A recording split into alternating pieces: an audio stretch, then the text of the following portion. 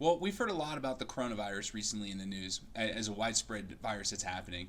And the sad part is hackers are now using that against people in their everyday lives in their technology. And we're going to discuss that today with this week's Tuesday Tech Tip. As always, I'm Curtis Hyde. I'm with Colorado Computer Support. Well, what's happening is people are using information about the coronavirus to send out in emails or to catch you online, to bait you to click on their information to embed a virus or an infection into your computer.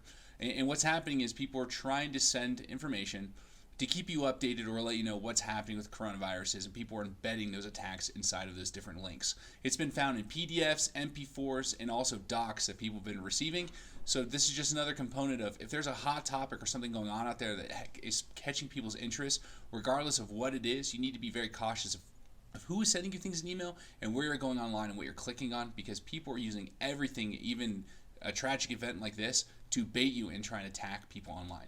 So if you do have any questions about security concerns, better training for employees, or anything IT or business related that you use with your technology, please give us a phone call. We're Colorado Computer Support. We're more than happy to help and assist you.